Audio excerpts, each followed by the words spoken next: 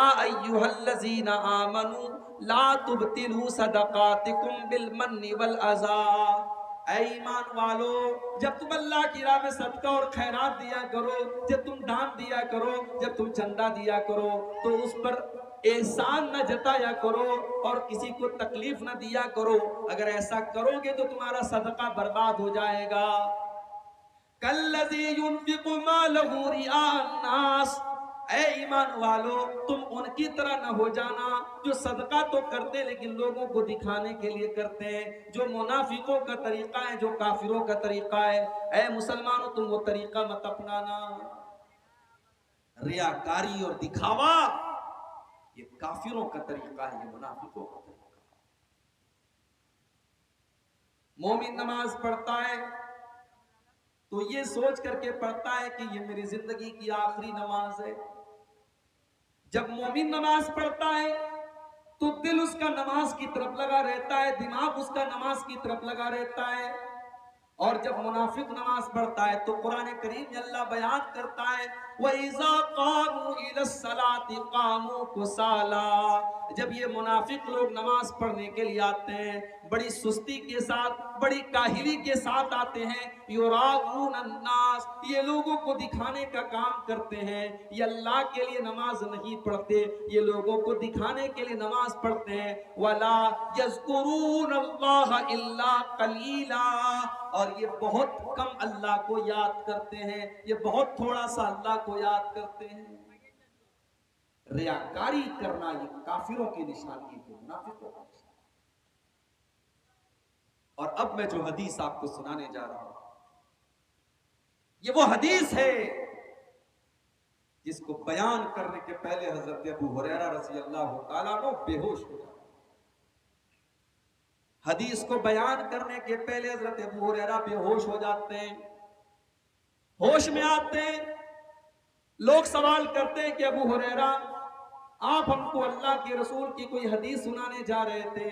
अबू हुरैरा कहते कि हाँ, मैं तुमको हदीस सुनाने जा रहा हूं। मैंने अल्लाह के प्यारे नबी को ये फरमाते हुए सुना है। और इतना कहने के बाद अबू हुरैरा दोबारा बेहोश हो जाते हैं। तीन बार बेहोश होते हैं। फिर जब तीसरी मर्तबा होश में आते हैं तो कहते हैं कि वो लोगों, मैंने अल्लाह के नबी से को ये फरमाते हुए सुना है, इन्ना अव्वलन नास युक़ज़ा यौमल क़ियामति सलासतुन, कयामत के दिन सबसे पहले 3 लोगों का फैसला किया जाएगा। सबसे पहले 3 लोगों का फैसला किया जाएगा। नंबर 1, रजुलुन उस्तुशिद फी सबीलिल्लाह, पहले नंबर पर वो इंसान होगा जो अल्लाह की राह में शहीद हुआ था, जो अल्लाह की राह में जिहाद करते हुए, जंग करते हुए, लड़ाई करते हुए अल्लाह की राह में शहीद हो गया था। उसको अल्लाह के सामने लाया जाएगा। अल्लाह पूछेगा, मेरे बंदे, मैंने तुझको ताकतवर बनाया था, तुझे लड़ने के लायक बनाया था, तेरे जिस्म को मजबूत बनाया था, तूने क्या किया?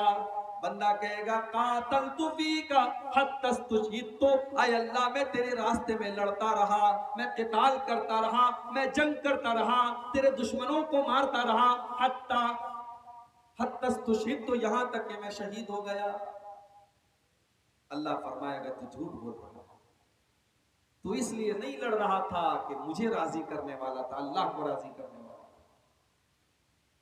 तू तो इसलिए लड़ रहा था ताकि दुनिया वाले कहे कि तू बहुत बड़ा वीर था, बहुत बहादुर था, तेरी वीरता के, तेरे बहादुरी के, तेरी शुजाअत के चर्चे हो, इसलिए तू लड़ता था और जंग करता था। तो तुझे जो चाहिए था वो तो तुझे मिल गया। और उसके बाद अल्लाह ताला हुक्म देगा और चेहरे के बल घसीट करके उसको जहन्नम में डाला जाए। उसके बाद दूसरे आदमी को लाया जाएगा। ये बहुत बड़ा आलिम होगा, ये कुरान का आलिम होगा और कुरान का टीचर होगा। वरजुलुन तअल्लमल इल्मा व अल्लमहु, इसने इल्म दीन को सीखा होगा, सिखाया होगा। अल्लाह पूछेगा, मेरे बंदे, मैंने तुझे दीन का आलिम बनाया, तुझे दीन की समझ अता फरमाई, तूने क्या किया? बंदा कहेगा, अल्लाह, मैं दीन को सीखता रहा और दीन को सिखाता रहा। अय अल्लाह मेरा मकसद ये था कि तू खुश हो जाए, तू राजी हो जाए। अय अल्लाह तेरी रजा के लिए, तुझे खुश करने के लिए मैंने दीन को सीखा और सिखाया। अल्लाह फरमाएगा कज़ब्ता, तू झूठ बोल रहा है, तूने इसलिए दीन को सिखाया, तूने इसलिए दीन को सीखा, तूने कुरान को इसलिए पढ़ा लियुकाल इन्नहु कारिउन, ताकि दुनिया कहे कि ये कुरान का बहुत बड़ा कारी है, ये बहुत बड़ा अल्लामा है, ये बहुत बड़ा आलिम है, दुनिया वाले तेरी तारीफ करें। तूने तारीफ बटोरने के लिए सारा काम किया था, तो तुझे जो चाहिए था वो तो मिल गया।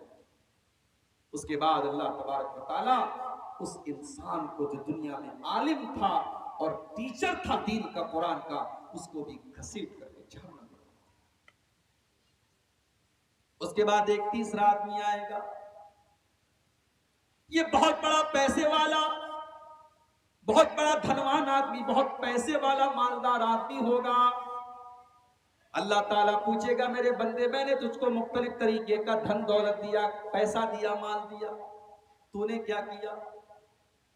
बंदा कहेगा अल्लाह, जहां पर भी मुझको पता चला कि वहां पैसा देने से तू खुश होता है, मस्जिद में, मदरसे में, यतीम खाने में, गरीबों के ऊपर, यतीमों के ऊपर मैंने खर्चा किया। आय अल्लाह मैंने तमाम नेकी के रास्तों पर खर्चा किया। आय अल्लाह इसलिए मैंने खर्चा किया ताकि तू खुश हो जाए। अल्लाह फरमाएगा कज़ब्ता, मेरे बंदे तू झूठ बोल रहा है, तू झूठ बोल रहा है, तूने इसलिए ये चंदा दिया, तूने इसलिए ये पैसा खर्च किया लियुकाल इन्नहु जवादुन, ताकि लोग तुझे दान देने वाला दानी कहें, लोग तुझे सखी कहें, लोग तुझे फैयाज कहें, लोग तुझे खर्च करने वाला कहें, लोग तेरी तारीफ करें। तो तुझे जो चाहिए था वो तो मिल गया। उसके बाद अल्लाह के नबी फरमाते हैं अल्लाह ताला उसको भी हुक्म देगा और वो घसीट करके जहन्नम में डाल दिया जाएगा। ये टॉप की 3 नेकी है मेरे भाई। अल्लाह की राह में जिहाद करना, कुरान का और दीन का इल्म सीखना और अल्लाह के राह में माल खर्च करना, ये टॉप की 3 नेकी है। मगर ये तीनों नेकी करने वाला सबसे पहले कयामत के दिन जहन्नम की आग में डाला जाएगा। तिरमिज़ी की रिवायत है, जब ये हदीस हजरत अमीर मुआविया के सामने पड़ी गई, हजरत अमीर मुआविया रोने लगे, इतना रोए कि बेहोश हो गए। और जब होश में आए तो कहने लगे इतनी बड़ी बड़ी नेकी करने वाले अल्लाह की बारगाह में बर्बाद हो जाएंगे तो हमारा तुम्हारा क्या होगा। उसके बाद हजरत मुआविया ने सूरह हूद की वो 2 आयतें पढ़ी। कौन सी 2 आयतें? अल्लाह ने फरमाया मन कान युरीदुल हयातद दुनिया व ज़ीनतहा नुवफ़्फ़ी इलैहिम आमालहुम फ़ीहा व हुम फ़ीहा ला युबख़सून। जो दुनिया में नेक अमल करेगा, अच्छा अमल करेगा, लेकिन अल्लाह को खुश करने के लिए नहीं करेगा, बल्कि दुनिया कमाने के लिए करेगा, दुनिया वालों की तारीफ बटोरने के लिए करेगा, हम उसकी नेकी का बदला उसको दुनिया में दे देंगे, हम दुनिया में कोई कमी नहीं करेंगे। उलाइकल्लज़ीना हबितत आमालुहुम, यही वो लोग होंगे जिनकी नेकियां बर्बाद हो जाएंगी और उनको आखिरत में उनको कुछ मिलने वाला नहीं है। आखिरत में कुछ नहीं मिलेगा अगर आपकी नीयत सही नहीं है, आपके दिल में इखलास नहीं है। शेरशाबादी बिरादरी में खाने में मसाला बहुत डाला जाता है, डालते कि नहीं डालते? गलत नहीं बोल रहा हूं ना, झोल बहुत डालते, झोल। अच्छा, खाने में आपने मसाला बहुत डाल दिया लेकिन नमक नहीं डाला। बहुत अच्छा आपने देसी मुर्गा बनाया, मौलाना साहब के सामने रखा, मौलाना साहब खाइए, मौलाना साहब खाने लगे, यार नमक ही नहीं है इसमें। अब सारी चीजें आपने डाल दी, नमक नहीं डाला, तो वो मजा निकल जाएगा खाने। इसी तरीके से नेकी के अंदर मेरे प्यारे साथियों, अमल के अंदर इखलास अगर नहीं है, अगर उस अमल के अंदर रियाकारी है, दिखावा है, तो अमल चाहे देखने में जितना ही अच्छा क्यों ना हो, अल्लाह की बारगाह में वो अमल बेकार है, क्योंकि उसके अंदर इखलास का नमक नहीं है। जब तक इखलास नहीं होगा, हम अल्लाह के लिए वो नेक अमल नहीं करेंगे, तब तक हमारे अमल के अल्लाह में कोई। इसीलिए बुखारी शरीफ की पहली हदीस है, जाओ मेरे नौजवान साथियों, बुखारी की पहली हदीस आपको सुनाने जा रहा हूं। बुखारी की पहली हदीस जरूर याद कर लेना, कोई पूछे तो बता देना कि बुखारी शरीफ की पहली हदीस है। हजरत उमर फारूक रज़ी अल्लाह ताला अन्हु हदीस के रावी हैं। अल्लाह के प्यारे नबी फरमाते हैं सल्लल्लाहु अलैहि वसल्लम, इन्नमल आमालु बिन्नियात व इन्नमा लिकुल्लि इम्रिइन मा नवा। तमाम के तमाम आमाल का दारो मदार नीयत पर है, और इंसान को उतना ही सवाब मिलेगा जितनी उसने नीयत की होगी। फमन कानत हिजरतुहु इला दुनियन युसीबुहा अब इमरातियन के हुआ। अगर कोई हिजरत करता है, अपना वतन छोड़ के जाता है, बिहार छोड़ के मुंबई जाता है, बिहार छोड़ के बेंगलोर जाता है, अपना वतन छोड़ करके परदेश जाता है दुनिया कमाने के लिए या किसी औरत से निकाह करने के लिए, तो उसको जो चाहिए वो मिल जाएगा। वमन कानत हिजरतुहु इलल्लाहि व रसूलिही व हिजरतुहु इलल्लाहि व रसूलिही। और जो अल्लाह के लिए अपना वतन छोड़ता है, जो रसूल के लिए अपना वतन छोड़ता है, जो अल्लाह और उसके रसूल के लिए हिजरत करता है, उसको हिजरत का सवाब मिलेगा। वतन दोनों छोड़ रहे हैं।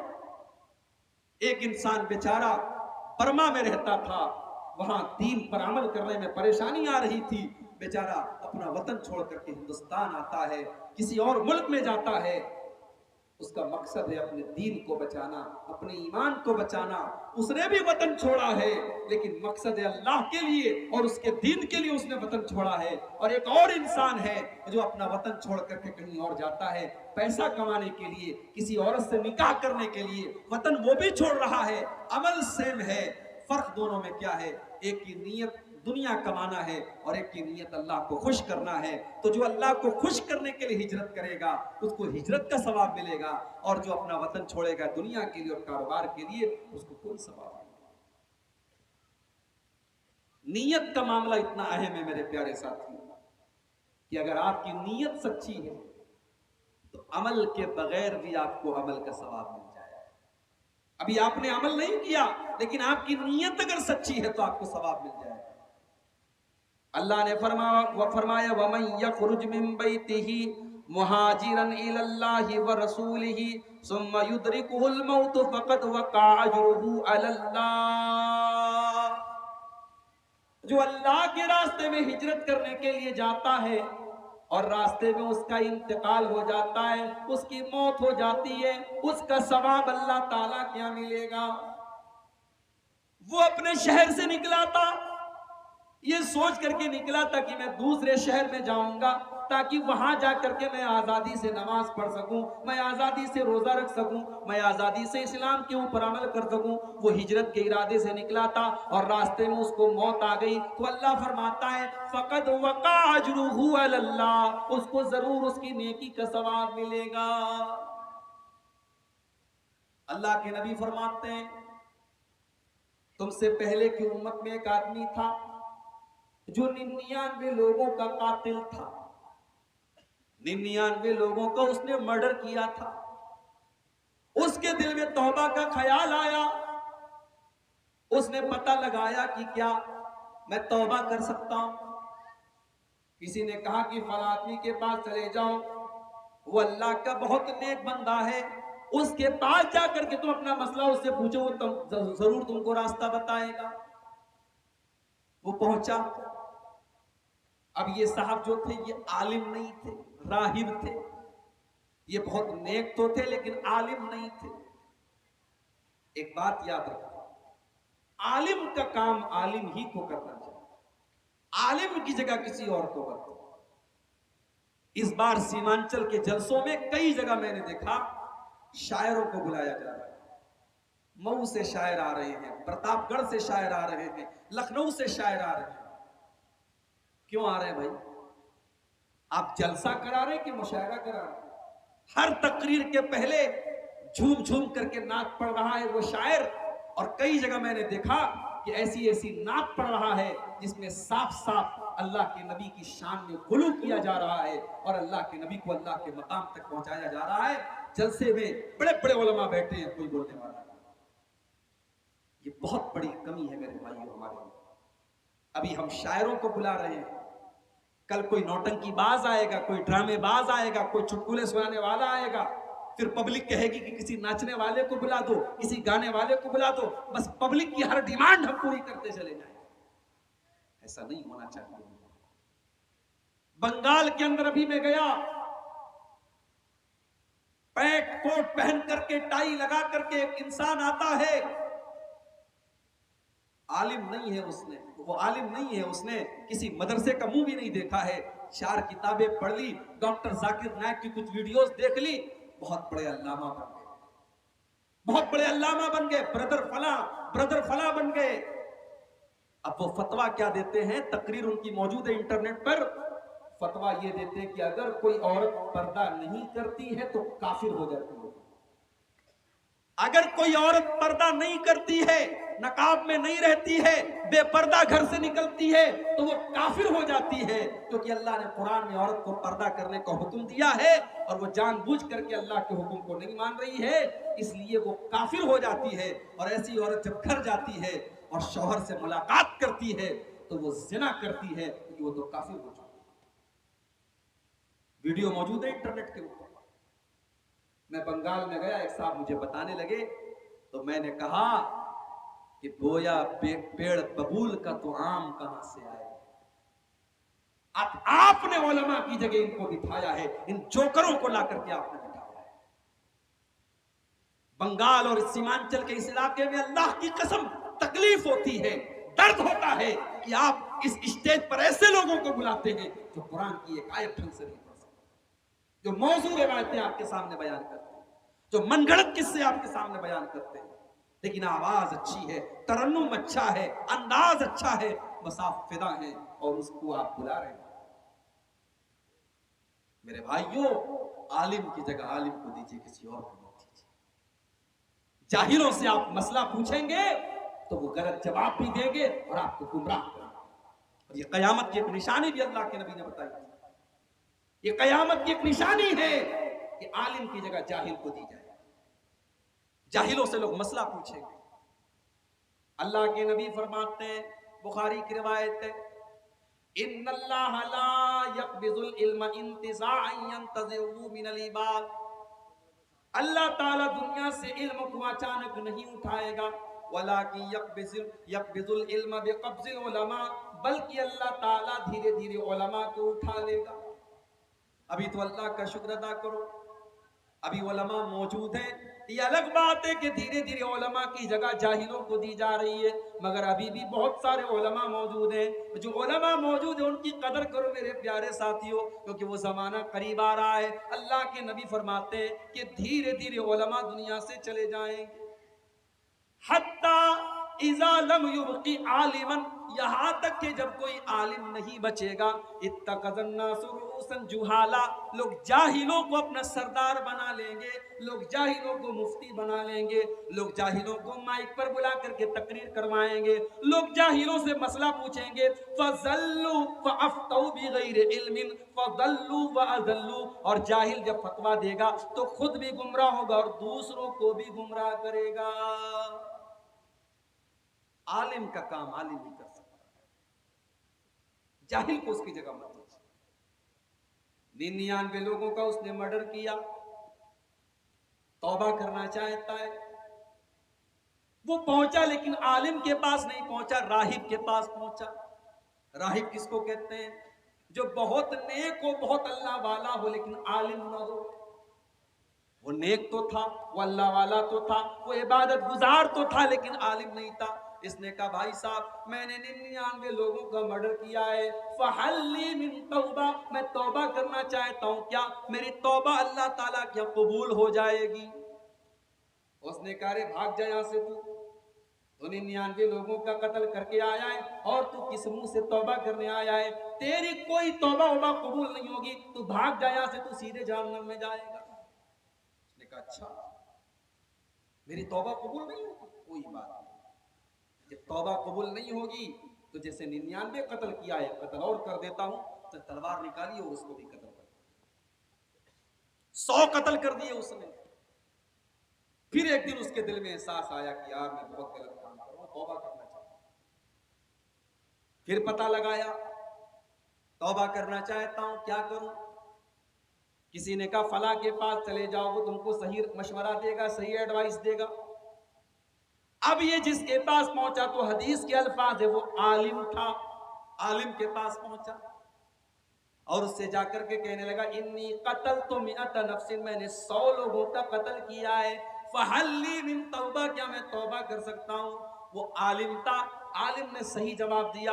आलिम ने कहा मन यहूलु बैनका व बैन रब्बिका, ऐ मेरे भाई अगर तू तौबा करना चाहता है तो कौन तेरे और तेरे रब के बीच में रुकावट बन सकता है? अगर तू तौबा करना चाहता है तो तौबा का दरवाजा तो तेरे लिए खुला है, कौन तेरे और तेरी तौबा के बीच में रुकावट बन सकता है?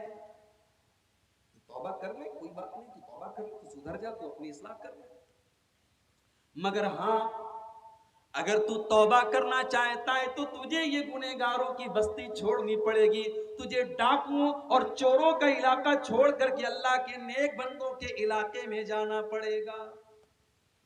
पता ये भी चला, खरबूजा को देख के खरबूजे का रंग बदलता है। नकाब वाली लड़की भी जब बेनकाब लड़कियों के बीच में आती है तो वो भी बेनकाब हो जाती है। जब हराम खोरों के बीच में कोई सही आदमी आता है वो भी हराम खोर हो जाता है। इलाके का असर पड़ता है, माहौल का असर पड़ता है। इसलिए अगर अपनी इस्लाह करना चाहते हो तो अच्छे माहौल में चले जाओ।